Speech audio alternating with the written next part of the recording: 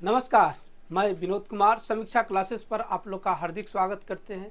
Friends, आज का जो सीरीज है वह काफ़ी इम्पोर्टेंट्स है। आप किसी भी कंपटीशन की तैयारी कर रहे हैं, उन सारे कंपटीशन एग्जाम में आपका इस टॉपिक जो आज हमने जिस टॉपिक को शामिल किए हैं वह काफ़ी इम्पोर्टेंट्स है और उस टॉपिक के क्वेश्चंस के माध्यम से उन संपूर्ण टॉपिक का ज्ञान आज हम लोग अर्जित करेंगे। तो फ्रेंड्स, आज का जो टॉपिक है वह है ईस्ट इंडिया कंपनी एवं बंगाल का नवाब, यानी बंगाल का नवाब और ईस्ट इंडिया कंपनी के बीच में जो किस किस तरह की कार्यवाही चली और उससे संबंधित आपके एग्जाम में क्वेश्चंस किस प्रकार की रहती है, उन सारे क्वेश्चंस को यहाँ पर शामिल किए हैं। यह क्वेश्चंस काफ़ी महत्वपूर्ण है, हमेशा ये क्वेश्चंस रिपीट होती है और इसके माध्यम से यानी सारे एग्जाम जो भी एग्जाम की तैयारी कर रहे हैं ये उसके लिए यह काफ़ी इम्पोर्टेंट्स है। तो फ्रेंड्स, आप इस वीडियो को स्किप नहीं कीजिएगा, कंटिन्यू देखिए और इसी तरह से हम हिस्ट्री का पूरे संपूर्ण टॉपिक का आपको एमसीक्यू करवाएंगे। एमसीक्यू के माध्यम से आपका हम कंप्लीट करवाएंगे, इसके बाद फिर हम लोग दूसरा पेपर उठाएंगे। तो चलिए, और एक और बता रहे हैं, आपको डेली 7 बजे शाम को आपको वीडियो मिला करेगा। तो चैनल को सब्सक्राइब कर लीजिए और चैनल को अधिक से अधिक लोगों तक पहुंचाइए।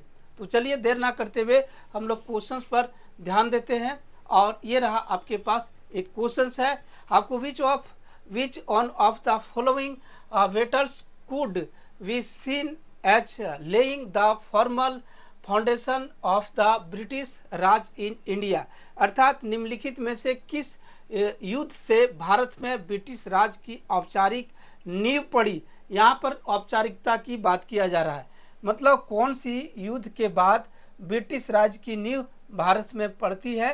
तो इसका राइट आंसर हम लोग देखते हैं और वह युद्ध होता है आपको प्लासी का युद्ध। ध्यान में रखिएगा, वह कौन सा युद्ध होती है, वह होती है आपका प्लासी का युद्ध। ध्यान में रखिएगा, प्लासी का युद्ध 1757 में होती है और इस युद्ध के बाद भारत में अंग्रेजों का आपका एक प्रकार से नींव पड़ती है। थोड़ा हम लोग एक्सप्लेन जानते हैं, ये जानते हैं कि प्लासी के युद्ध 1757 में हुई, जिसमें हम लोग देखते हैं अंग्रेजों की विजय होती है और फलस्वरूप ब्रिटिश राज की जो सो यहाँ पर नींव पड़ती है। इस युद्ध में हम लोग देखते हैं कंपनी ने बंगाल के नवाब सिराजुद्दौला को पराजित किया। ये इम्पोर्टेंस हो गया आपके लिए कि आपका ये प्लासी का युद्ध के किसके समय हुआ था, तो बंगाल के नवाब सिराजुद्दौला के समय। और इसके बाद एक होती है बक्सर की लड़ाई जो 22 अक्टूबर 1764 में होती है। इस दिन आपको ब्रिटिश सत्ता को यहाँ पर दीवानी अधिकार मिल जाती है।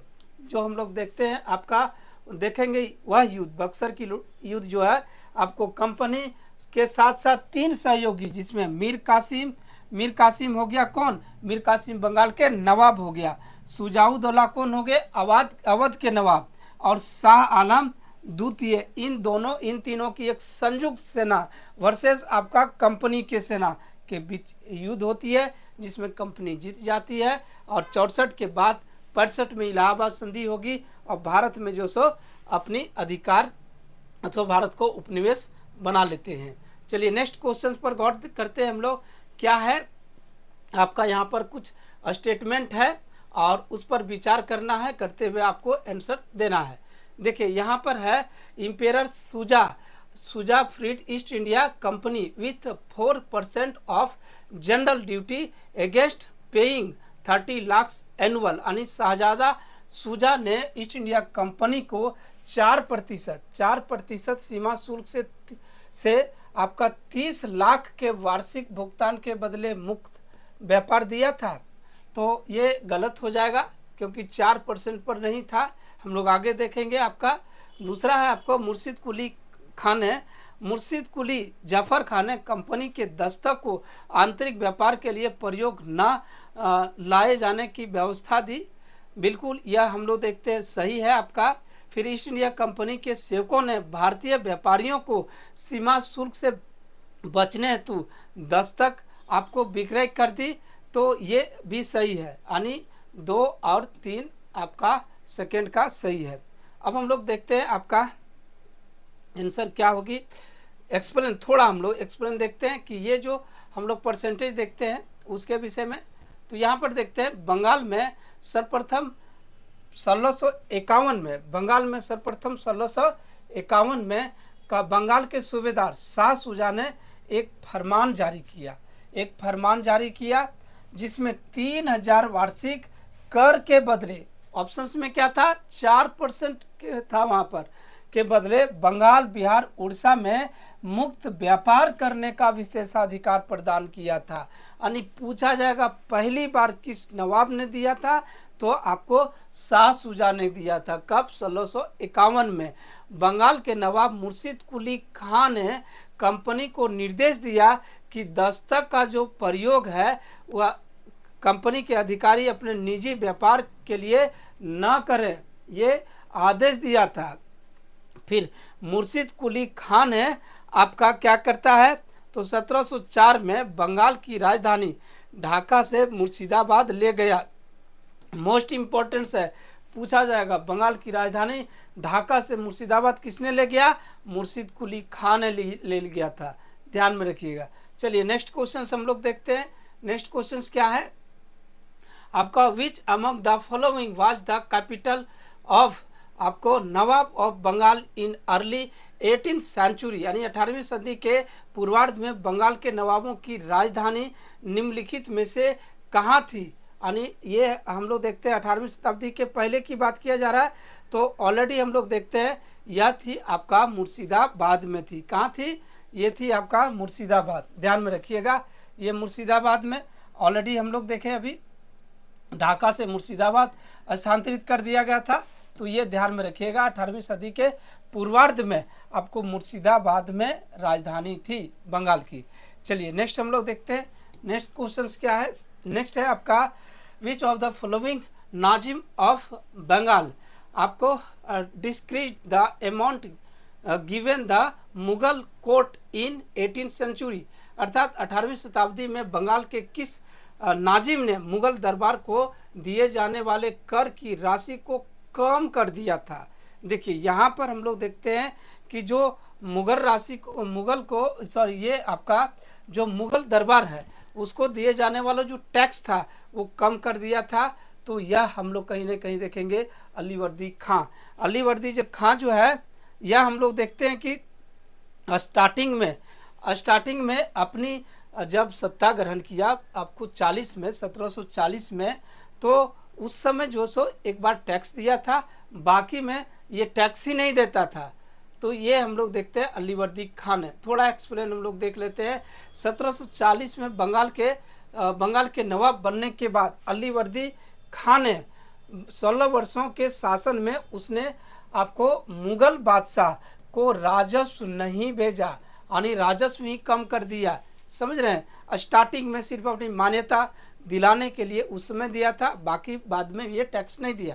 अलीवर्दी खान है, ये मोस्ट इम्पोर्टेंट लाइन्स है, इसे आप रट्टा मार लीजिएगा। अलीवर्दी खान है यूरोपियों की तुलना मधुमक्खियों से की, जिन्हें छेड़ा जाए तो वे जिन्हें न छेड़ा जाए तो वे शहद देती है और छेड़ने पर काट कर मार डालती है। अर्थात क्वेश्चन आ सकता है कि किस मुगल बादशाह ने अथवा ये बंगाल के नवाब ने यूरोपियों की तुलना मधुमक्खी से किया है, तो किसने किया है? अलीवर्दी खान ने, ध्यान में रखिएगा, अलीवर्दी खान ने किया है। इस तरह की क्वेश्चंस डायरेक्ट आपका बनता है। चलिए यही क्वेश्चन है, which Nawab of Bengal had आपको compared Europeans with the we, यानी ये यूरोपियनों की जो सो कंपेरिजन मधुमक्खी से किसने किया? तो ये हम लोग अलीवर्दी खान ने किया। ये ऑलरेडी अभी हम लोग देख लिए। इस तरह की क्वेश्चंस आपकी एग्जाम में डायरेक्ट पूछी जाएगी, ये काफ़ी इम्पोर्टेंट्स है। इसलिए फ्रेंड्स आपको बार बार कहते हैं, आपको वीडियो को स्किप नहीं कीजिए, सारे क्वेश्चंस को दीजिए। आप किसी भी एग्जाम की तैयारी कर रहे हैं, आपकी सिलेक्शन ये क्वेश्चंस आपको दिलाएगी।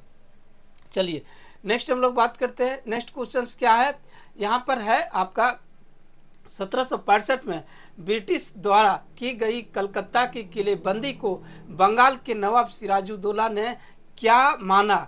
यहाँ पर देखिएगा, होता यह है कि अंग्रेजों ने कलकत्ता की किलेबंदी करना स्टार्ट किया था, जिसका विरोध जो सो आपको सिराजुद्दौला ने करता है। तो यहाँ पर क्या माना ये पूछा जा रहा है। तो यहाँ पर बड़े पैमाने पर ब्रिटिश व्यापार की वृद्धि, आपको अपनी प्रभुता पर आक्रमण, भारत में ब्रिटिश की असुरक्षा, बंगाल पर ब्रिटिश नियंत्रण। तो यहाँ पर हम लोग देखेंगे आपको sovereignty and attack upon he sovereignty, यानी यहाँ पर अपनी प्रभुता पर आक्रमण कहा था आपको सिराजुद्दौला ने। ध्यान में रखिएगा, सिराजुद्दौला ने कहा था। और यहाँ पर सिर्फ इतना ही नहीं कहा, इसके बाद क्या करता है सिराजुद्दौला ने, आपको अंग्रेजों को एक काल कोठरी में बंद कर देगा, जिसमें हम लोग देखते हैं 123 व्यक्ति रहते हैं। और कुछ दिन के बाद जब खोला जाता है तो ओनली 23 व्यक्ति जीवित रहते हैं, बाकी मर जाते हैं, जिसे काल कोठरी की संज्ञा दिया जाता है। यह इस पॉइंट को हम लोग एक्सप्लेन करते हैं। यहाँ से क्वेश्चंस आपके एग्जाम में रहेगा ही रहेगा। चलिए देखते हैं हम लोग। 1756 में ब्रिटिश द्वारा की गई कलकत्ता की किलेबंदी को सिराजुद्दौला ने संप्रभुता का उल्लंघन माना। यही क्वेश्चन थी आपका, संप्रभुता का उल्लंघन माना किसने, सिराजुद्दौला ने। क्वेश्चन आएगा आपका ये काल कोठरी की घटना कब हुई थी, किसके शासनकाल में, तो आपका सिराजुद्दौला के शासनकाल में। 15 जून 1765 को फोर्ट विलियम घेर लिया और अंग्रेजों ने 5 दिन बाद समर्पण कर दिया। सिराजुद्दौला ने कलकत्ता का नाम बदलकर अलीनगर कर दिया। ये भी आपके एग्जाम्स के लिए काफ़ी इम्पोर्टेंस है। और यहीं पर काल कोठरी यानी ब्लैक हॉल की घटना घटित होती है, जिसमें 146 अंग्रेजी बंदियों, जिनमें स्त्रियां और बच्चे भी शामिल थे, 20 जून 1765 को रात में बंद करने के बाद 21 जून की प्रातः कोठरी खोला गया, तो उसमें मात्र 23 लोग जीवित पाया गया। इस घटना को ब्लैक हॉल की घटना के नाम से जानते हैं। ब्लैक हॉल की घटना का वर्णन सर्वप्रथम हॉलवेल ने किया। ये आपका इम्पोर्टेंस है। ब्लैक हॉल की घटना का उल्लेख सर्वप्रथम किसने किया था, तो हॉलवेल। ये उसी जीवित व्यक्ति में से था हॉलवेल। अपनी पुस्तक आपको अलाइव वंडर में किया है। सिराजुद्दौला के प्रधान शत्रु पूर्णिया के नवाब शौकत जंग, आपको मौसी घसीटी बेगम एवं राज बल्लभ थे। ये भी क्वेश्चन पूछी जा सकती है, आपको पूछी जाएगी। चलिए नेक्स्ट हम लोग देखते हैं। नेक्स्ट क्वेश्चन क्या है। नेक्स्ट क्वेश्चन है आपका, during whose region the black hole accident to place, यानी किसके शासनकाल में ब्लैक हॉल दुर्घटना घटित हुई। तो ऑलरेडी अभी हम लोग चर्चा किए, आपका सिराजुद्दौला के शासनकाल में। ध्यान में रखिएगा, आपको सिराजुद्दौला के शासनकाल में 1756 में ब्लैक हॉल की घटना होती है। 21 जून को बंद कर दिया गया, 21 जून को खोली जाती है। चलिए नेक्स्ट हम लोग देखते हैं। ब्लैक हॉल से संबंधित बहुत सारे टॉपिक को हम लोग चर्चा किए। अब नेक्स्ट हम लोग बात करते हैं आपका 8 का। ये क्वेश्चन क्या है, यहाँ पर है आपका 1757 में अंग्रेजों के विरुद्ध सिराजुद्दौला के अभियान का तत्कालीन कारण क्या था। यानी 1757 में सिराजुद्दौला के अंग्रेजों के विरुद्ध सिराजुद्दौला के अभियान का तत्कालीन कारण क्या था, यानी वो तत्कालीन कारण पूछा जा रहा है। तो अंग्रेजों द्वारा अपनी वस्तुओं पर कर ना देना, कलकत्ता में पहुंचने वाली भारतीय वस्तुओं पर अंग्रेजों द्वारा भारी शुल्क लगाया जाना, नवाब की अनुमति या उसकी जानकारी के बिना अंग्रेजों द्वारा कत्ले आम अतिरिक्त किल्लाबंदी किया जाना। और देखिए ये आपका सही है। यहाँ पर जो तत्कालीन कारण होती है वह हम लोग देखते हैं, ये प्लासी युद्ध की बात किया जा रहा है, जो अभियान स्टार्ट हुई उसकी बात किया जा रहा है। तो नवाब की अनुमति अथवा उसके जानकारी के बिना अंग्रेजों द्वारा कलकत्ता में जो सो अतिरिक्त किल्लाबंदी करना स्टार्ट कर दिया था, जो आपका कहीं ना कहीं तत्कालीन कारण बनती है। अब नेक्स्ट हम लोग देखते हैं 9th क्या कहता है। आपको 1756 में कलकत्ता पर नवाब सिराजुद्दौला द्वारा आक्रमण किए जाने का तत्कालीन कारण निम्न में से क्या था। अब यहाँ पर हम लोग देखते हैं क्या है। तो यही सेम क्वेश्चंस लगभग हम लोग देख चुके थे। और एक बार देख लेते हैं, अंग्रेजी कंपनी द्वारा अतिदेय व्यापार कर अदा करने से इनकार करना, बिल्कुल ये तो नहीं होगी। वहीं पर दूसरा हम लोग बात करते हैं, दूसरा क्या है आपका, अंग्रेजों ने नवाब के विरुद्ध उसे गद्दी से हटाने की दृष्टि से षड्यंत्र किया था। नहीं, इसके बाद घटना के बाद स्टार्ट होती है। सिराजुद्दौला अंग्रेजों को नवाब के बाहर खदेड़ना चाहता था और कलकत्ता की घेराबंदी को ध्वस्त करने से अंग्रेजों का इनकार,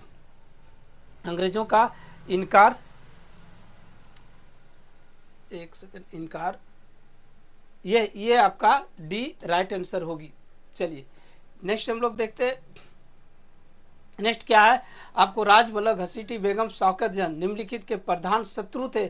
ऑलरेडी ये इसकी चर्चा हम लोग कर चुके हैं। और यह था आपको सिराजुद्दौला। सिराजुद्दौला के प्रधान शत्रु कौन कौन है, तो सिराजुद्दौला के प्रधान शत्रु राजबल्लभ घसीटी बेगम और आपको शौकत जंग, आपको सिराजुद्दौला के प्रधान शत्रु थे। इस टाइप की क्वेश्चन, ये सारे क्वेश्चन पूछी गई है, हमने कोई ऐसा क्वेश्चंस नहीं शामिल किए हैं जो आपके एग्जाम में पूछने की संभावना नहीं है, सारे एग्जाम में पूछी जा सकती है। इस तरह की क्वेश्चंस हमने सेलेक्ट किए हैं। चलिए नेक्स्ट आपको बता दें, अगर ये आप जेपीएससी, जेएसएससी, झारखंड पुलिस, दारोगा, जेटेट अथवा अन्य किसी भी एग्ज़ाम की तैयारी कर रहे हैं और उसमें आपका एक पेपर के रूप में खोटा को शामिल किया जाता है, उस पेपर को यानी खोटा भाषा की तैयारी आप समीक्षा क्लासेस से जुड़कर तैयारी कर सकते हैं। यहाँ पर सारे हम लोग तैयारी करवाएंगे, जेपीएससी हो गया, जेटेट हो गया, झारखंड पुलिस हो गया, आपको उत्पाद सिपाही हो गया, दारोगा हो गया, और एक ऐसी तैयारी हम करवाएंगे इजी लैंग्वेज में, सरल और सहज भाषा में, और आप कैसे अधिक से अधिक नंबर लाएंगे, इन सारे टेक्निक को हम सिखाएंगे आपको। ऑब्जेक्टिव में आप बेहतर करेंगे औरों से, इतनी मैं आश्वस्त करेंगे। इस टेक्निक से आपको पढ़ाएंगे। तो आप समीक्षा क्लासेस से अगर यदि आप जुड़ना चाहते हैं तो इस दिए हुए नंबर पर आप संपर्क कीजिएगा, अथवा प्ले स्टोर में जाइए और समीक्षा क्लासेस ऐप को डाउनलोड कर लीजिए। ये आपको वहाँ पर लोगो दिखा जाएगा, समझ रहे। चलिए नेक्स्ट हम लोग बात करते हैं। नेक्स्ट क्या है, नेक्स्ट है आपका अलीनगर की संधि पर हस्ताक्षर हुए। अलीनगर पर की संधि पर हस्ताक्षर हुए, इसकी बात किया जा रहा है। तो ये कब होता है, आपको फरवरी 1757 में होती है। अलीनगर पर हस्ताक्षर कब होती है, आपको फरवरी 1757 में। अब यहाँ पर हम लोग देखेंगे कि ये अलीनगर की जो संधि हुई वो आपका इस दिन हुई। अब ये हम लोग थोड़ा जानेंगे कि ये संधि थी क्या, किनके किनके बीच होती है। तो ध्यान में रखेंगे कि जो अलीनगर की संधि है वो 9 फरवरी 1757 को होती है, 9 फरवरी 1757 को होती है। बंगाल के नवाब सिराजुद्दौला और क्लाइव के बीच होती है, जिसमें कंपनी को अपने स्थानों पर दुर्गीकरण करने एवं सिक्के डालने की अनुमति प्रदान की गई और नवाब ने 3 लाख रुपये क्षति प्रति के रूप में भी दिए। देखिए अंग्रेज बहुत चालाक होते थे, जहाँ देखते थे कि एक बार अटैक करते थे, फिर संधि करते थे, और संधि में सारे जो सो आपको क्षतिपूर्ति भी भारतीयों से ही वसूलते थे। तो ये अलीनगर की संधि सिराजुद्दौला और अंग्रेज अधिकारी लॉर्ड क्लाइव के बीच होती है। चलिए इसमें हम लोग देखें, दुर्गीकरण की अनुमति दे दिया और हम लोग सिक्के ढालने की अनुमति दे दिया, साथ में 3 लाख रुपया क्षतिपूर्ति के रूप में भी दिया। चलिए नेक्स्ट क्वेश्चन पर गौर करते हैं हम लोग। नेक्स्ट है, सिराजुद्दौला लॉर्ड क्लाइव द्वारा परास्त हुआ था के युद्ध में, यानी सिराजुद्दौला जो सो आपको किस युद्ध में आपको लॉर्ड क्लाइव द्वारा पराजित हुआ। तो यह हम लोग देखते हैं प्लासी की युद्ध में, ऑलरेडी इसकी चर्चा हम लोग कर चुके हैं। तो ये प्लासी की आपको लड़ाई में, प्लासी की लड़ाई में आपको सिराजुद्दौला को आपको लॉर्ड क्लाइव ने हराया था, ध्यान में रखिएगा, हराया था। अब ये हम लोग यहाँ पर हम लोग थोड़ा डिटेल्स जानने की कोशिश करते हैं। तो यहाँ पर देखते हैं आपका प्लासी युद्ध के विषय में क्या इंपॉर्टेंस आपकी क्वेश्चन पूछी जा सकती है। तो एक तो ये है कि यह युद्ध जो हुई थी वह अंग्रेज और आपको बंगाल के नवाब के बीच हुई थी। लॉर्ड क्लाइव ने प्लासी के युद्ध यानी 23 जून, ये भी डेट कभी कभी पूछी जाती है, ध्यान में रखिएगा, 1757 को होती है, जिसमें आपको सिराजुद्दौला को हराया। तो क्लाइव ने हराया। यह युद्ध जो सो भागीरथी नदी के किनारे हुआ था, ये भी इम्पोर्टेंस है, ध्यान में रखिएगा। जो प्लासी है वह भागीरथी नदी के किनारे स्थित है। नवाब की ओर से आपको मिर्जाफर राय-दुर्लभ अपनी सेना के साथ निष्क्रिय रहे। ये आपका अंग्रेजों ने इसको अपने अधीन मिला लिया था, समझ न, इसलिए ये युद्ध के विषय में कहा जाता है यह एक ऐसा युद्ध है जो बिना लड़े जीत गया था, समझ न। यहाँ पर उनके जो सेनापति है मिर्जाफर, उसको ही अपने अंदर मिला लिया, और सिराजुद्दौला की ओर से केवल मोहनलाल और मीर मदान आपका अंग्रेजों के विरुद्ध लड़ रहा था, जिसमें अंग्रेजों की जीत हुई। सिराजुद्दौला अपनी पत्नी आपको लुत्फुनिया बेगम के साथ भागकर मुर्शिदाबाद पहुंचा, जहां मिर्जाफर के पुत्र मीरन, ये पॉइंट नाम को ध्यान में रख लीजिए, मीरन ने उसकी हत्या कर दिया। किसकी हत्या किया? सिराजुद्दौला की हत्या किया। मिर्जाफर के पुत्र है मीरन। और बंगाल के बंगाली कवि नवीन चंद सेन ने प्लासी युद्ध के परिणाम को एक अस्थाई दुख भरी रात कहा है। ये क्वेश्चंस आपको पूछी जा सकती है, यानी किसने प्लासी युद्ध के परिणाम को एक अस्थाई दुख भरी रात कहा है? तो कवि नवीन चंद्र सेन ने कहा है, कवि नवीन चंद्र सेन ने कहा है। जबकि सर यदुनाथ सरकार ने कहा कि 23 जून 1757 को भारत में मध्यकालीन युग का अंत और आधुनिक युग का शुभारंभ हुआ। ये किसने कहा? तो सर यदुनाथ सरकार ने कहा। इसे भी ध्यान में रख लीजिएगा। चलिए नेक्स्ट हम लोग बात करते हैं, आपका क्या है, निम्नलिखित में से कौन नवाब सिराजुद्दौला के प्रति स्वामी भक्ति में विशिष्ट था? तो ये हम लोग बात करते हैं। अभी हम लोग चर्चा किए मीर मदन। जो मीर मदन जो है वह आपको सिराजुद्दौला के प्रति स्वामी भक्ति में विशिष्ट था। बाकी हम लोग राय दुर्लभ की बात करते हैं, अमीन चंद्र की बात करते हैं, कृष्णचंद्र, तो ये थे ही नहीं। इन दोनों जो सो आपको अंग्रेजों का ही साथ दिया था। तो ये हम लोग देख पाते हैं यहाँ पर सी आंसर होगी आपका। क्या आंसर होगी आपका? C answer, Mir Madan. मीर मदन, ये भी क्वेश्चंस को हम लोग एक्सप्लेन किए हैं, तो इसे ध्यान में रखिएगा। चलिए नेक्स्ट क्वेश्चंस की बात करते हैं हम लोग। नेक्स्ट क्या है? प्लासी युद्ध लड़ा गया था, यानी लड़ा गया था वर्ष, यानी ये तो ऑलरेडी जानते हैं 1757 में प्लासी की युद्ध होती है। कब होती है? 1757 में होती है। इस पॉइंट को आप ध्यान में रखिएगा। ये युद्ध कब होती है? 1757 में होती है। नेक्स्ट हम लोग देखते हैं प्लासी युद्ध किस नदी के किनारे स्थित है, यानी प्लासी जो लड़ा गया था जहाँ पर युद्ध, वह प्लासी किस नदी के किनारे स्थित है? तो यह आपको भागीरथी नदी के किनारे स्थित है। ये सवाल पूछी गई है, आपसे भी पूछा जा सकता है, इसे आप ध्यान में रखिएगा, समझ रहे ना। एक बार दो बार खाली सिर्फ वीडियो को देखिए, कंटिन्यू देखिए, आपको ध्यान में रह जाएगा, आप नहीं गड़बड़ाइएगा। चलिए एक आप लोग को बता दें कि एक तो वैकेंसी काफ़ी डिले में आती है, और जो भी मौका मिले आपका मकसद होनी चाहिए कि आपका जो सिलेक्शन ले लेना। ऐसा नहीं कि 2 नंबर छूट गए, 5 नंबर छूटे। क्यों छूटी? क्योंकि आपने मेहनत नहीं की है।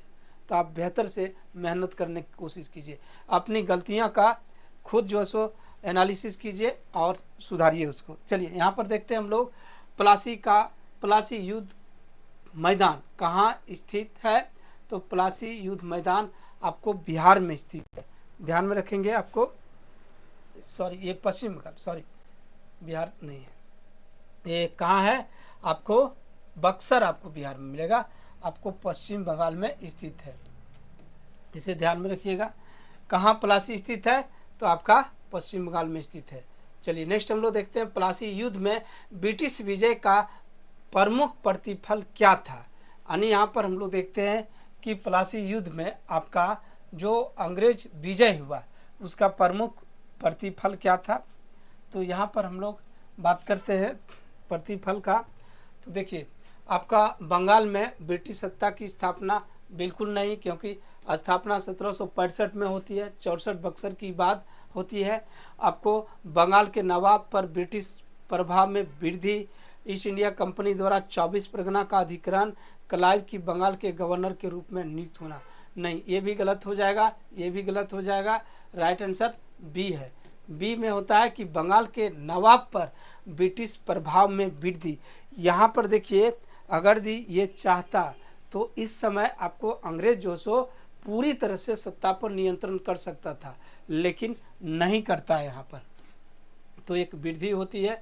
नेक्स्ट हम लोग बात करते हैं। नेक्स्ट क्या है, आपको निम्नलिखित में से कौन सा युद्ध था जिसने भारत में ब्रिटिश प्रभुत्व का प्रारंभ किया? तो यह आपको प्लासी की लड़ाई था, जिसमें हम लोग देखते हैं आपको प्रभुत्व का प्रारंभ किया ना, ये हम लोग बक्सर, आपको प्लासी की लड़ाई प्रारंभ की बात करता है, अस्थाई की बात नहीं किया जा रहा है। तो यहाँ हम लोग बक्सर की लड़ाई देखेंगे, प्लासी की लड़ाई, सॉरी। चलिए नेक्स्ट हम लोग देखते हैं। नेक्स्ट क्या है, आपको निम्नलिखित में से किस कवि ने प्लासी की लड़ाई को एक अस्थाई दुख भरी रात कहा है? तो यह किसने कहा? नवीन चंद्र सेन ने कहा। नवीन चंद्र सेन ने आपका प्लासी की लड़ाई को एक दुख भरी रात कहा है, ध्यान में रखिएगा। किसने कहा आपका? तो आपको नवीन चंद्र सेन ने कहा, नवीन चंद्र सेन, ये इसका राइट आंसर हो जाएगा, ध्यान में रखिएगा। नवीन चंद्र सेन ने एक अस्थाई दुख भरी रात कहा है, किसको? प्लासी युद्ध को। चलिए नेक्स्ट हम लोग देखते हैं। नेक्स्ट सवाल क्या है? नेक्स्ट है आपका, बंगाल में प्लासी युद्ध के पश्चात अंग्रेजों ने नवाब के पद को बनाए रखा, क्योंकि ये क्वेश्चन है, अगर भी वो चाहता तो पूरी तरह से अपने नियंत्रण में ले सकता था, लेकिन नहीं, उसको भी रहने दिया। क्यों? क्योंकि वे सोचते थे कि यह व्यवस्था अभी तक उनके हितों के साथ असंगत नहीं हुई है, मुस्लिम भावना को अनुकूल रखना चाहते थे, आपको मुगल बादशाह के प्रत्युत्तर से डरते थे, मीर जाफर के तर्क को स्वीकार कर चुके थे। नहीं, इसका आंसर ये होगी, वह सोचते थे कि अभी तक उनके हितों के साथ असंगत नहीं है, असंगत नहीं है, तो इस ख्याल से आपका ये आपका राइट आंसर होगी। ऐसा नहीं जो कि वो मुगल से डरते थे, ऐसा कुछ नहीं, ऐसा कुछ नहीं था, क्योंकि मुगल तो ऑलरेडी धीरे धीरे अब कमज़ोर हो जा रहा है। चलिए यहाँ पर हम लोग बात करते हैं, थोड़ा एक्सपीरियंस देखते हैं क्या है। तो 23 जून 1757 को प्लासी की लड़ाई में विजय के उपरांत बंगाल पूर्णतः अंग्रेजों के नियंत्रण में आ गया, परंतु तत्कालीन राजनीतिक और प्रशासनिक परिस्थितियों के कारण वे कंपनी के पर्याप्त प्रशासनिक तंत्र का अभाव होना, जिसमें वे निजामत के कार्य को कर सके, को पूर्णतः अभाव था, सीधे उत्तरदायित्व नहीं स्वीकारना चाहते थे। अतः उन्होंने मीर जाफर को अपनी कठपुतली बनाकर बंगाल की नवाबी प्रदान की और बंगाल का हर संभव तरीके से शोषण किया, जिसे इतिहासकार ने बंगाल की लूट कहता है की संज्ञा दिया है। और अगर निजामत स्वयं ले करके शोषण करते तो जनता के प्रति स्वयं जिम्मेदार होते, बहुत संभव था कि उनका विद्रोह का सामना करना पड़ता। देखिए, अंग्रेज सोचता था कि अगर हम खुद शासन करते हैं और यहाँ की रिसोर्सेज का जब शोषण करेंगे तो यहाँ पब्लिक हमारे अगेंस्ट हो जाएगी। मोहरा किसको बनाया? तो मीर जाफर को बनाया, मीर जाफर को आपको मोहरा बनाया और शोषण किया। अब पब्लिक तो जान रहा है कि मीर जाफर की सत्ता है, तो इस ख्याल से हम लोग देखते हैं कि सत्ता उन्हीं के पास रहने दिया। नेक्स्ट हम लोग देखते हैं, नेक्स्ट क्वेश्चन क्या है आपका सवाल है। देखिए यहाँ पर एक पुनः हम बता रहे हैं कि ये आपका 14 जेपीएससी जो कमिंग सून है, आने वाली है। जिन बच्चे को आपका 14 जेपीएससी की तैयारी करना है, वो अभी उनके लिए एक बेहतर समय है, और अभी आप अपनी मेंस के लिए फोकस कीजिए जब तक नोटिफिकेशन नहीं आती है। और ध्यान में रखिएगा, यहाँ चुनौती काफ़ी अधिक होती है, पीटी में लाखों लोग बैठते हैं और रिजल्ट कितने आती है? 2000, 4000, 5000, बस इतना ही आता। परसेंटेज आप खुद निकालिए, अब देखिए कि आप कहाँ हैं। तो तैयारी इस ख्याल से होनी चाहिए, आपको एक बेहतरीन तैयारी, तो आपकी सिलेक्शन होगी। बात रही मेंस की, तो मेंस की भी डेटा निकालिए, और देखिए जो कि लिखते तो बहुत को है, लेकिन आपको सिलेक्शन लेना है। सिलेक्शन लेना है तो आप समीक्षा क्लासेस को ज्वाइन कर सकते हैं। इस नंबर में संपर्क कीजिए। ऑनलाइन ऑफलाइन दोनों तरह की बैच संचालित किया जा रहा है। एकदम इजी लैंग्वेज में हम आपको बताएंगे, जीरो लेवल से बताएंगे कि आप आंसर कैसे लिखेंगे। इसलिए खोटा के लिए बेफिक्र होकर के आप क्लासेस को ज्वाइन कीजिए। चलिए नेक्स्ट हम लोग बात करते हैं। नेक्स्ट क्या है, मीर जाफर कौन था? अवध का नवाब, हैदराबाद का नवाब, बंगाल का नवाब, भोपाल का नवाब। तो ये मीर जाफर जो है वह था आपको बंगाल का नवाब। कहाँ का था? तो ये बंगाल का नवाब था। ध्यान में रखिएगा, बंगाल के नवाब आपको मीर जाफर था। मीर जाफर को अपने अधीन मिला लिया था। अब बोला नवाब आपको देंगे, और फिर बाद में शोषण करते हैं सिराजुद्दौला के बाद। तो यहाँ पर नेक्स्ट हम लोग बात करते हैं, थोड़ा एक्सप्लेन हम लोग देखते हैं, बात करते हैं। मीर जाफर के शासनकाल में अंग्रेजों की नीति में एक महत्वपूर्ण मोड़ आया। मीर जाफर के शासनकाल में अंग्रेजों की नीति में एक मोड़ आया। क्या मोड़ आया?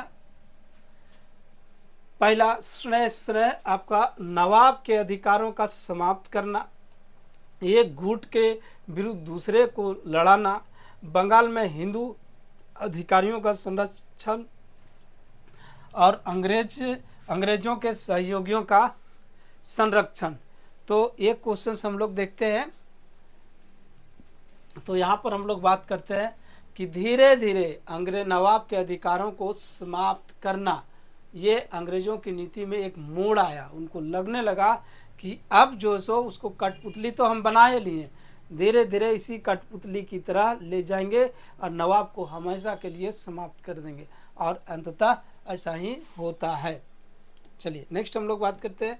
नेक्स्ट क्या है, बंगाल के इन जिलों की पहचान कीजिए जिनके राजस्व प्रशासन को 1760 में आपको ईस्ट इंडिया कंपनी को हस्तांतरित करके मीर कासिम ने बंगाल की नवाबी प्राप्त की थी।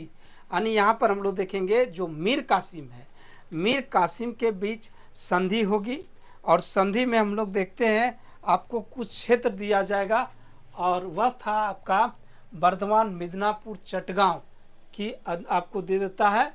अंग्रेज को शर्त होती है, और फलस्वरूप आपको मीर जाफर, क्या नाम है आपका, मीर कासिम को नवाब मिलेगा। तो राइट आंसर हम लोग ये देखते हैं, ये क्या है, तो वर्धमान है, वर्धमान, मिदनापुर हो गया, और आपको चटगांव, ये आपको जो गांव है उसको देना पड़ा था आपको अंग्रेजों को, तब उसके बदले में सत्ता मिला था किसको, मीर कासिम को। तो देखते हैं हम लोग 1760 में मीर जाफर का दामाद मीर कासिम बंगाल का नवाब बना। यानी मीर जाफर का ही दामाद था मीर कासिम नवाब बनता है। उसने कलकत्ता काउंसिल के मध्य संधि किया, जिसके तहत अंग्रेजों को वर्धमान, मिदनापुर, चटगांव देना स्वीकार किया, और वह अपनी राजधानी, बाद में जब वो सत्ता बन जाता है, देखिए यहाँ पर तो संधियाँ हुई, जिसमें आपको देखते हैं हम लोग वर्धमान, मिदनापुर, चटगांव अंग्रेजों को दिया, बदले में सत्ता प्राप्त हुई। बाद में मीर कासिम को लगने लगा कि हमारी शोषण हो रही है, फलस्वरूप ये अंग्रेजों के अगेंस्ट रणनीतियां बनाना स्टार्ट करता है। और इतना ही नहीं, उन्होंने जो सो अपनी राजधानी जो मुर्शिदाबाद थी वहाँ से स्थानांतरित करके मुंगेर ले लिया। ये आपकी एग्जाम के लिए एकदम मोस्ट इम्पॉर्टेंट है, पूछा जाएगा बंगाल की राजधानी मुर्शिदाबाद से मुंगेर किसने ले गया, तो हम लोग देखते हैं आपका मीर कासिम ने ले गया, मीर कासिम ने ले गया। ध्यान में रखिएगा, मीर कासिम। अंग्रेजों ने इसका विरोध किया क्योंकि यह संधि के उल्लंघन था। तो मीर कासिम को नवाब के पद से हटाने के लिए बक्सर के युद्ध की घोषणा किया। देखिए, यानी अंग्रेजों के साथ तब तक ही रह सकते हैं जब तक वह बेनिफिट में है। जिस दिन लगेगा कि हम नुकसान में है, आपके अगेंस्ट में युद्ध की घोषणा कर देते थे। तो यहाँ पर इस प्रकार से युद्ध की घोषणा कर दी है आपका बक्सर की लड़ाई, जो 1764 में हम लोग देखेंगे। चलिए नेक्स्ट हम लोग देखते हैं। नेक्स्ट क्या है, तो निम्न में से किसने अपनी राजधानी मुर्शिदाबाद से मुंगेर स्थानांतरित किया? तो ये जो सो आपका जो राजधानी मुर्शिदाबाद से मुंगेर शिफ्ट करते हैं उनका नाम होता है आपको मीर कासिम। ध्यान में रखिएगा, मीर कासिम। किसने स्थानांतरित किया? मीर कासिम ने। चलिए, मीर कासिम ने अपनी राजधानी आपका, एक सेकेंड, अपनी राजधानी जो है सो आपका मुर्शिदाबाद से आप मुंगेर ले गया। ध्यान में रखिएगा, मुर्शिदाबाद से मुंगेर ले गया। चलिए नेक्स्ट हम लोग बात करते हैं। नेक्स्ट सवाल क्या है, नेक्स्ट क्वेश्चन है आपका मीर कासिम और आपको ईस्ट इंडिया कंपनी के बीच झगड़े का मुख्य कारण क्या है? What was the main cause of fight between Mir Qasim and East India Company? आपको राम नारायण की हत्या, राजधानी का मुंगेर में स्थानांतरित करना, आपको कंपनी द्वारा अंतर्राज्यीय व्यापार का पूर्ण उन्मूलन, कंपनी के उत्तराधिकारियों द्वारा बिहार में किलों की तलाशी। तो इसका हम लोग राइट आंसर बात करते हैं तो ये एक ही और जाएगा, सॉरी, ये हम लोग देखते हैं कंपनी द्वारा अंतर्राज्यीय व्यापार का पूर्ण उल्लंघन, ये एक कह सकते हैं मुख्य कारण जो बताया गया। मुख्य कारण जो है क्या है आपका सी होगा और कंपनी द्वारा, देखिए कंपनी द्वारा अंतर्राज्यीय व्यापार का पूर्ण उल्लंघन, ये राइट आंसर होगी। चलिए नेक्स्ट हम लोग देखते हैं। नेक्स्ट क्या है, नेक्स्ट है आपका इंग्लैंड की ईस्ट इंडिया कंपनी की भारत में प्रथम निर्णायक सैन्य सफलता मानी जाती है। ये जो हम लोग देखते हैं, जो ब्रिटिश का प्रथम मिलिट्री सक्सेस जो है वह कब माना जाता है? तो यह जो सो आपको बक्सर की लड़ाई यानी बैटल ऑफ बक्सर को मानी जाती है। चलिए नेक्स्ट हम लोग देखते हैं। नेक्स्ट क्वेश्चन क्या है, नेक्स्ट क्वेश्चन है आपका सबसे अधिक निर्णायक युद्ध जिसने अंग्रेजों को भारत में प्रभुत्व स्थापित कर दिया। बक्सर युद्ध है। आरंभ तो प्लासी से हुई लेकिन बक्सर युद्ध ने मुहर लगा दिया। बक्सर युद्ध ने क्या किया? बक्सर युद्ध ने मुहर लगा दिया। चलिए नेक्स्ट हम लोग देखते हैं। नेक्स्ट क्वेश्चन क्या है, नेक्स्ट है आपका बक्सर की लड़ाई में अंग्रेजों के खिलाफ किन भारतीय शासकों ने हिस्सा लिया था? अंग्रेजों के खिलाफ किस भारतीय शासकों ने हिस्सा लिया था? तो यह हम लोग देखते हैं आपका शाह आलम। देखिए यहाँ पर हम लोग बात करते हैं अंग्रेजों के खिलाफ। देखिए आपको शाह आलम, शाह शुजा और मीर कासिम। जो ये आपका शाह आलम है, ये शाह आलम कौन थे? आपको मुगल बादशाह है। शुजाउद्दौला अवध के नवाब हैं और मीर कासिम कौन है? तो ये बंगाल के नवाब हैं। तो इसका राइट आंसर हम लोग देखते हैं ए हो गया। चलिए नेक्स्ट सवाल देखते हैं। आपको बक्सर के युद्ध में कौन कौन मित्र थे? देखिए यहाँ पर देखते हैं कि जो बैटल ऑफ बक्सर हुआ उसमें आपका कौन कौन मित्र थे। तो अभी जो हम लोग चर्चा किए और यह हम लोग देखेंगे अवध का नवाब, मुगल सम्राट और बंगाल का नवाब, ये मित्र थे। हालांकि अंग्रेज़ों की सैन्य टुकड़ी के समक्ष ये घुटने टेक दिए यानी नहीं टिक सके थे। अवध के नवाब, मुगल सम्राट और बंगाल का नवाब, ये हम लोग चर्चा किए। नेक्स्ट हम लोग बात करते हैं बक्सर के युद्ध में मीर कासिम की सेना को पराजित करने वाली अंग्रेजी सेना का अध्यक्ष कौन था? और ये थे आपका लॉर्ड आपका क्लाइव। वहाँ हम लोग देखे आपको कहाँ पर प्लासी की युद्ध में देखे, लेकिन यहाँ पर जो था वह था आपको हेक्टर मुनरो। ध्यान में रखिएगा, हेक्टर मुनरो आपको बक्सर की लड़ाई में आपका अंग्रेजी सेना का अध्यक्ष था। चलिए नेक्स्ट हम लोग देखेंगे। नेक्स्ट क्या, और प्लासी की बात होगा तो क्लाइव, बक्सर की युद्ध होगा तो हेक्टर मुनरो। चलिए नेक्स्ट क्वेश्चन हम लोग देखते हैं। नेक्स्ट क्या है, बक्सर की लड़ाई के बाद किस संधि पर हस्ताक्षर किए? तो बक्सर की लड़ाई के बाद आपको ट्रीटी ऑफ इलाहाबाद की संधि पर हस्ताक्षर किया जाता है। किस पर हस्ताक्षर किया जाता है? तो ये इलाहाबाद की संधि पर हस्ताक्षर किया जाता है। चलिए नेक्स्ट हम लोग क्वेश्चन देखते हैं। नेक्स्ट क्या है, नेक्स्ट है आपका, सॉरी यहाँ पर थोड़ा एक्सप्लेन हम लोग देख लेते हैं क्या है आपको, बक्सर की लड़ाई के बाद रॉबर्ट क्लाइव ने मुगल सम्राट शाह आलम द्वितीय और सुजाउद्दौला, अवध नवाब सुजाउद्दौला के साथ इलाहाबाद की संधि की, जिसमें मुगल बादशाह ने बंगाल, बिहार, उड़ीसा को दीवानी सौंप दिया। बंगाल, बिहार, उड़ीसा की दीवानी कब मिली? 1765 में मिली। किससे मिली? तो ये मुगल बादशाह से मिली। ट्रीटी होती है तीनों के साथ, और यह हम लोग देखते हैं कि संधि के तहत इलाहाबाद की संधि, इलाहाबाद की 2 संधियां होगी, आगे देखेंगे हम लोग। कंपनी ने अवध के नवाब को, ध्यान में रखिए ये सारे इंपॉर्टेंट्स है, कंपनी ने अवध के नवाब को कड़ा और मानिकपुर छीनकर मुगल बादशाह को दे दिया। यानी अवध के नवाब के अंदर था कड़ा और मानिकपुर, उसे छीनकर मुगल बादशाह को दे दिया। एवं कंपनी ने मुगल बादशाह को 26 लाख रुपये वार्षिक पेंशन देना स्वीकार किया। और बादशाह शाह आलम ने एक फरमान द्वारा आपको नजमुद्दौला को बंगाल का नवाब स्वीकार किया।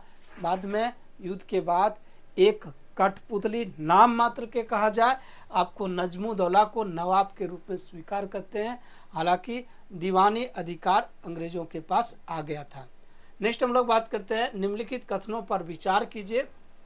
क्या है? बक्सर की लड़ाई ने अंग्रेजों को भारत में अपना राज्य स्थापित करने की कुंजी प्रदान की। बिल्कुल सही है ये। यहाँ पर नेक्स्ट देखते हैं, 1765 में हुई इलाहाबाद की संधि ने आपको ब्रिटिश को बंगाल में अपना राज्य स्थापित करने में मदद की। दोनों ऑप्शंस को जब हम लोग रीड करते हैं तो ये हम लोग पाते हैं कि दोनों आपका सही है, अर्थात आपका सी आंसर होगी। एक सेकेंड, चलिए सी आंसर होगी। चलिए नेक्स्ट बात करते हैं हम लोग। चलिए थोड़ा हम लोग एक्सप्लेन देखते हैं। फ्रेंड्स आपको बता दें, आप अपनी तैयारी को इतनी बेहतरीन से तैयार कीजिए ताकि वहाँ पर जब क्वेश्चंस आप बनाने बैठे आप तुरंत आप सही करके आइए।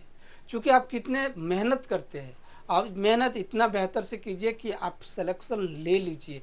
आप किसी भी एग्ज़ाम की तैयारी कर रहे हैं, किसी भी एग्ज़ाम की तैयारी कर रहे हैं, आप बढ़िया से तैयारी कीजिए। क्योंकि यहाँ पर वैकेंसी जो सो सही कंटिन्यू नहीं आती है, समझ रहे, गैप होती है। तो जो भी बच्चे हैं अपनी पूरी लगन से जो कमी है उसको आप निखारिए और डेली जो सो आंसर लगाइए, प्रैक्टिस कीजिए और बेहतर कीजिए। चलिए यहाँ पर हम लोग देखते हैं 22 अक्टूबर 1764 को बक्सर युद्ध में आपको कंपनी की सफलता ने अंग्रेजों को भारत में अपना राज्य स्थापित करने की कुंजी प्रदान किया, चाबी तो दे दिया। और इसके पश्चात अवध के नवाब सुजाउद्दौला, मुगल बादशाह शाह आलम द्वितीय से क्लाइव ने 2 अलग अलग संधियां की, जिसे इलाहाबाद संधि के नाम से जाना जाता है। इसमें कुल 11 उपबंध थे, ये भी पूछी जाती है। कितने आपको शर्त थी? तो 11 शर्त थी, जिसमें हम लोग देखते हैं कुछ शर्त को शामिल किए हमने। उन्हीं मुगल बादशाह को कंपनी के संरक्षण में लिया और इलाहाबाद में रहने के लिए कहा गया। इलाहाबाद और कड़ा क्षेत्र को शाह आलम को दे दिया, जो अवध के नवाब के पास था। शाह आलम ने 26 लाख रुपये वार्षिक भुगतान के बदले ब्रिटिश कंपनी को बंगाल, बिहार, उड़ीसा की दीवानी दे दिया। कितना में?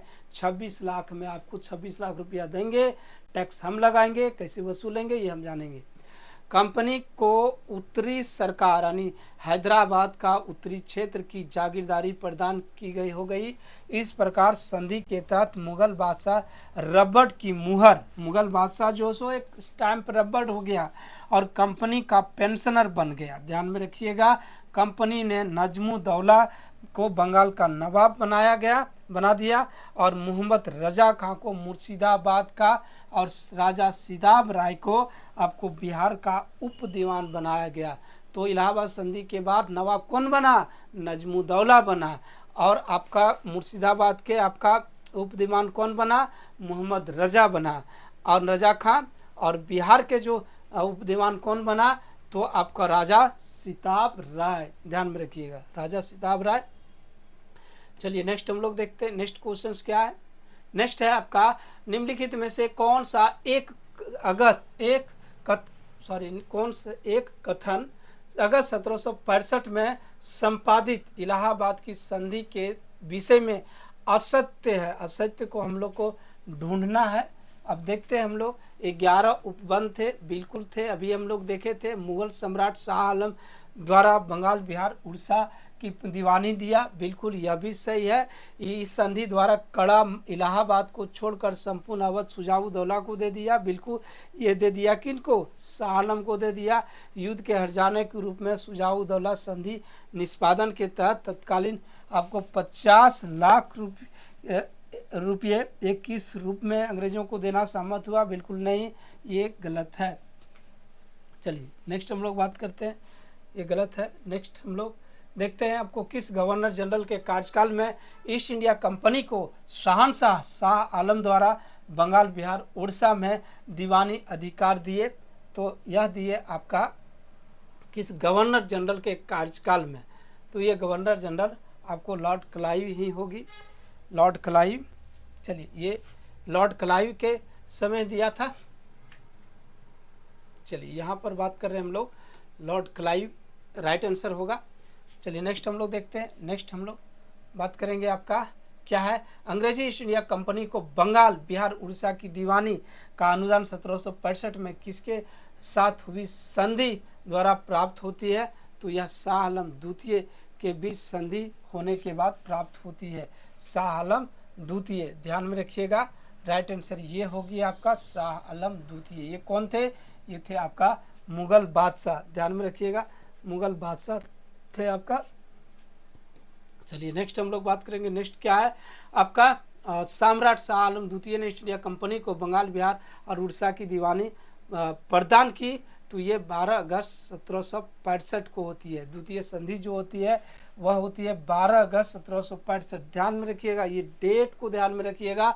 इस तरह की क्वेश्चन फ्रेंड्स आपको बता दें, ये जो क्वेश्चंस हमने लाए हैं सारे क्वेश्चंस आपके विभिन्न एग्जाम्स में पूछी गई, कोई एक एग्जाम में नहीं, बहुत सारे एग्जाम में बहुत बार पूछी गई है। इस कारण से ये सारे इंपॉर्टेंट है, इसलिए वीडियो को स्किप नहीं कीजिएगा, समझे, पूरे देखिए और समझिए। इलाहाबाद की संधि के बाद रॉबर्ट क्लाइव, इलाहाबाद की संधि के बाद रॉबर्ट क्लाइव ने मुर्शिदाबाद का उप दीवान किसे बनाया था? तो मुर्शिदाबाद का आपको उप दीवान मोहम्मद रजा खां को बनाया था, ध्यान में रखिएगा। और बिहार का आपको सीताब राय को बनाया था। चलिए नेक्स्ट हम लोग बात करते हैं। नेक्स्ट सवाल क्या है, थोड़ा एक्सप्लेन, ये सभी बातें रॉबर्ट क्लाइव के लिए कही गई है। रॉबर्ट क्लाइव अपना कार्य बीच में छोड़कर 1760 में वापस इंग्लैंड चला गया था। 1765 में क्लाइव पुनः भारत का, देखिए कुछ इंपॉर्टेंस है हम लोग देख लेते हैं। देखिए यहाँ पर हम लोग देखते हैं 1760 में वापस इंग्लैंड चला गया था। 65 में क्लाइव पुनः आपको कंपनी का गवर्नर बनकर आया था। उसने 1765 में इलाहाबाद की संधि की। इलाहाबाद की संधि से ही कंपनी को बंगाल बिहार उड़ीसा की दीवानी प्राप्त हुई। इसके बाद उसने निजामत का अधिकार नवाब को सौंप दिया। यह बंगाल के ध्वज शासन का एक भाग था। दीवानी प्राप्त होने से अंग्रेजों को राजस्व वसूलने का अधिकार प्राप्त हो गया। चलिए नेक्स्ट हम लोग देखते हैं। नेक्स्ट क्या है आपका, नेक्स्ट है आपको दीवानी से अंग्रेजों को किसका अधिकार प्राप्त हुआ? सेना का गठन करने का, राजस्व वसूलने का, संधियां करने का, निःशुल्क व्यापार करने का नहीं। यहाँ से जो दीवानी राइट मिली तो यहाँ पर जो आपका जो रेवेन्यू है, रेवेन्यू उसका कलेक्शन कर सकता है। देखिए रेवेन्यू कलेक्शन का आपका राइट मिलती है, ध्यान में रखिएगा, यहाँ पर रेवेन्यू कलेक्शन का आपका राइट मिलती है, ये राइट होगी। चलिए नेक्स्ट क्वेश्चन हम लोग देखते हैं। नेक्स्ट क्वेश्चन क्या है, नेक्स्ट है आपका, नेक्स्ट क्वेश्चन देखते हैं आपका। देखिए 18वीं शताब्दी में भारत में लड़े गए युद्धों का निम्नलिखित में से सही काल क्रमानुसार बताइए, कौन सा सही क्रम है ये बताना है। तो यहाँ पर कुछ युद्ध दिया है, उसको हम लोग कूट में देना है। देखिए यहाँ पर देखते हैं, वांडीवास, बक्सर युद्ध, अंबर युद्ध, प्लासी युद्ध, अंबर युद्ध, प्लासी युद्ध, वांडीवास युद्ध, बक्सर युद्ध, Wandiwash, Plassey, Amber, Buxar, Amber, Buxar, Plassey, right answer B होगी राइट आंसर होगी। थोड़ा हम लोग एक्सप्लेन देख लेते हैं क्या है, इसके बाद यहाँ पर सारे तथ्य हम लोग समझ जाएंगे और इसे आप ध्यान में रख लीजिएगा। यहाँ पर हम लोग बात करते हैं अम्बर का युद्ध 1749 में होती है। कब होती है? 1749 में होती है। और अम्बर युद्ध जो होती है वह फ्रांसीसी और मीर मुजफ्फर जंग व चंदा साहब की संयुक्त सेना ने कर्नाटक के नवाब अनवरुद्दीन को हराया था। यानी ये हम लोग देखते हैं अनवरुद्दीन वर्सेस फ्रांसीसी मुजफ्फर जंग और चंदा साहब के बीच हुई थी 1739 में। प्लासी की युद्ध 1757 में होती है और ये अंग्रेजों ने सिराजुद्दौला को हराया था। वांडीवास का युद्ध जो है आपको 1760 में होती है, ध्यान में रखिएगा, ये डायरेक्ट क्वेश्चन पूछी जाएगी आपको। अंग्रेजों ने फ्रांसीसियों को पराजित कर दिया। बक्सर का युद्ध 1764 में अंग्रेजों ने मीर कासिम, शाह आलम द्वितीय और सिराजुद्दौला को पराजित कर दिया। चलिए नेक्स्ट हम लोग देखते हैं। तो ये ऑर्डर हो गया, अम्बर हो गया, प्लासी, वांडीवास और बक्सर। चलिए नेक्स्ट हम लोग देखते हैं निम्नलिखित में से कौन सा युग्म सुमेलित नहीं है। यहाँ पर जो राय दुर्लभ है बंगाल का नवाब का बंगाल कोषाध्यक्ष था। आपको जगत सेठ ये मुर्शिदाबाद का सेठ था। मोहम्मद रजा खां बिहार का दीवान था। राजा सीताब राय ये बंगाल का दीवान था। तो इसके विषय में हम लोग देखते हैं। तो आपका 2 और 4 सही, 3 और 4 सही हम लोग देखते हैं। 3 और 4 सही आंसर है। अब 3, 4 में हम लोग क्या है देखिए, यहाँ पर कहा जा रहा है आपको आपका सही नहीं है, तो आपका ये आंसर गलत होगा। यानी दुर्लभ जो सो बंगाल का कोषाध्यक्ष है। इसका विषय में थोड़ा एक्सप्लेन हम लोग देख लेते हैं क्या है। देखिए यहाँ पर कहा जा रहा है राय दुर्लभ जो है, राय दुर्लभ, देखिए राय दुर्लभ जो है बंगाल नवाब सिराजुद्दौला का कोषाध्यक्ष था। ये सही था आपका। जगत सेठ मुर्शिदाबाद का एक बंगाल का सेठ था। मोहम्मद रजा खां बंगाल का एक दीवान था। हम लोग देखते हैं राजा सीताब राय बिहार का दीवान था। राय नारायण जो है यह मीर जाफर का दीवान था। मीर मदन जोसेफ प्लासी युद्ध में सिराजुद्दौला की सैन्य टुकड़ी का नेतृत्व करता था। ये कुछ हम लोग देखे, इसी को आप ध्यान में रख लीजिएगा, एक बार 2 बार पढ़िए। निम्नलिखित में से कौन सा एक सुमेलित नहीं है, और यह हम लोग देखते हैं आपको राम नारायण सिराजुद्दौला का सेना नायक, मीर मदान मीर जाफर का दीवान, और हम लोग देखते हैं राय दुर्लभ बिहार का सूबेदार, जगत सेठ बंगाल का प्रसिद्ध सेठ। ये आपका डी सही है। जो आपका जगत सेठ था वह बंगाल का एक प्रसिद्ध सेठ था, ये ध्यान में रखिएगा। चलिए नेक्स्ट हम लोग देखते हैं। नेक्स्ट क्या है? नेक्स्ट है आपको निम्नलिखित में से किसने फतेह चंद को जगत सेठ की उपाधि दिया था? किसने आपको फतेह चंद को जगत सेठ की उपाधि दिया था? तो इसका राइट आंसर हम लोग देखते हैं। और ये हम लोग देखते हैं मोहम्मद शाह कौन?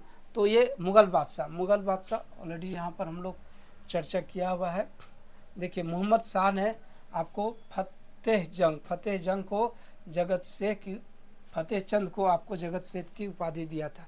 मुगल बादशाह मोहम्मद शाह ने आपको फतेह चंद को जगत सेठ की उपाधि प्रदान किया और यह बंगाल का प्रसिद्ध सेठ था। नेक्स्ट हम लोग बात करेंगे निम्नलिखित घटना को पढ़िए और बंगाल में द्वैत शासन का अंत पढ़िए और ये एक सही क्रमानुसार बताइए। बंगाल में द्वैत शासन का अंत, इलाहाबाद की संधि, प्लासी का युद्ध, वांडीवास का युद्ध। तो राइट आंसर बात करते हैं हम लोग। तो देखिए पहले हम लोग देखते हैं ये एक राइट आंसर, तो ये होगी आपका राइट आंसर ये होगी। अब थोड़ा हम लोग एक्सप्लेन ही डायरेक्ट देख लेते हैं हम लोग, है ना, डायरेक्ट देख लेते हैं। यहाँ पर हम लोग डिटेल्स समझ लेंगे। देखिए प्लासी का युद्ध 1757 में होती है, ये ध्यान में रखिएगा। प्लासी का युद्ध 1757 में हम लोग देखते हैं। फिर हम लोग देखते हैं आपको वांडीवास का युद्ध 1760 में होती है। और हम लोग देखते हैं कि 1765 में कलाई और अवध नवाब के बीच इलाहाबाद की संधि होती है। और 1772 में कोर्ट ऑफ डायरेक्टर ने द्वैत शासन को हटा दिया था। ये किसने? तो वारन हेस्टिंग्स ने। चलिए नेक्स्ट हम लोग देखते हैं।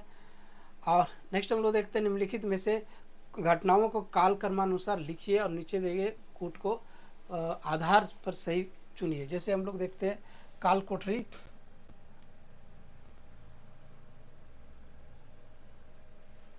देखिए यहाँ पर बात करते हैं हम लोग, यहाँ पर हम लोग देखते हैं तो ये कब होती है, बक्सर का युद्ध 1764 में होती है। मीर जाफ़र की मृत्यु जो है ये कब होती है, मीर जाफ़र की मृत्यु फरवरी 1765 में होती है।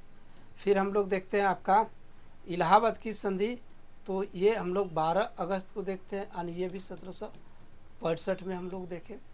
और काल कोठरी की घटना 1756 में होती है, 1756 में, देखिए 1756 में। इसी अकॉर्डिंग आपका उत्तर होगी। और इसका राइट आंसर हम लोग देखते हैं यानी ये हो गया, 2 हो गया, 3, 4, ये आपका राइट आंसर हो गई, राइट आंसर। चलिए नेक्स्ट हम लोग देखते हैं, चलिए घटनाओं का हम लोग देखते हैं।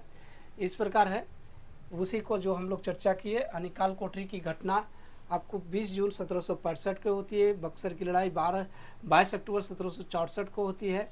मिर्जाफर की मृत्यु जो सो फरवरी 1765 और इलाहाबाद की संधि 1765 अगस्त में होती है। चलिए नेक्स्ट हम लोग देखते हैं, आपको 18वीं शताब्दी के बंगाल में ब्रिटिश शक्ति के सुदृढ़ीकरण के संबंध में निम्नलिखित कथनों में से कौन सा कथन सही है। नवाब ने कंपनी को 1765 में आपको निजामत दिया। फिर हम लोग देखते हैं राजस्व संग्रह तथा न्याय प्रशासन के कार्य ईस्ट इंडिया कंपनी के यूरोपीय अधिकारियों को सौंपे गए। और कौन सा कथन यहाँ पर सही चुनना है, तो इसमें हम लोग देखते हैं ये हम लोग सही देखेंगे, क्योंकि ये हम लोग देखते हैं आपका नवाब ने कंपनी को 1765 में निजामत दिया, यानी आपका अधिकार दिया। और दूसरा था आपका राजस्व संग्रह अथवा न्याय प्रशासन के ईस्ट इंडिया कंपनी के यूरोपीय अधिकारियों को सौंपे गए, नहीं यहाँ पर नहीं होती है। चलिए नेक्स्ट हम लोग देखते हैं, नेक्स्ट थोड़ा एग्जाम्पल। मीर जाफर के मरने के बाद कंपनी ने उसके अल्पसंख्यक पुत्र नजमुद्दौला, यानी ये मीर जाफर का पुत्र था, नजमुद्दौला को बंगाल का नवाब बनाया। और नजमुद्दौला से कंपनी ने फरवरी 1765 को एक नई संधि पर हस्ताक्षर करा दिया, जिसके तहत आपको जो नवाब का अपनी अधिकांश सेना भंग कर दिया और बंगाल का शासक एक नायब सूबेदार के सहारे चलाना था, जिसकी नियुक्ति कंपनी करती थी और जिसे कंपनी की स्वीकृति के बिना हटाया नहीं जा सकता है। प्रशासन का दायित्व आंतरिक शांति, फौजदारी न्याय नवाब और उसके पदाधिकारियों का था, हालांकि इसका निर्वहन करने के लिए उनके पास नहीं था। इस प्रकार ये हम लोग देखते हैं गलत होगी, 2 गलत। चलिए एक नेक्स्ट हम लोग बात करते हैं, नेक्स्ट क्वेश्चन क्या है। नेक्स्ट है आपका निम्नलिखित में से इतिहासकार ने कहा कि 1765 से 1772 की अवधि में बंगाल की सरकार को डाकू राज था, यानी डाकू राज की संज्ञा किसने दिया था, तो ये दिया था आपको के.एम. पनिकर ने। ध्यान में रखिएगा, के.एम. पनिकर ने आपका 1765 से 72 के कार्य को आपको डाकू राज कहा था। ये भी इम्पोर्टेंस है, समझ लें, ये इम्पोर्टेंस है। चलिए नेक्स्ट क्वेश्चन हम लोग देखते हैं, नेक्स्ट। और चलिए ये इस प्रकार हम लोग देखते हैं, ये ईस्ट इंडिया कंपनी और बंगाल के नवाब से जितने भी महत्वपूर्ण क्वेश्चन था सब हम लोग देख पाए। और अगर इसी प्रकार से हिस्ट्री को हम लोग संपूर्ण टॉपिक का हम लोग कंप्लीट कराएंगे। और कोई सब्जेक्ट को चाहिए होगा इसके बाद तो आप कमेंट्स में बताएंगे, हम उस आपको जो टॉपिक है अथवा सब्जेक्ट है उसका सारे क्वेश्चंस आपको करवा देंगे।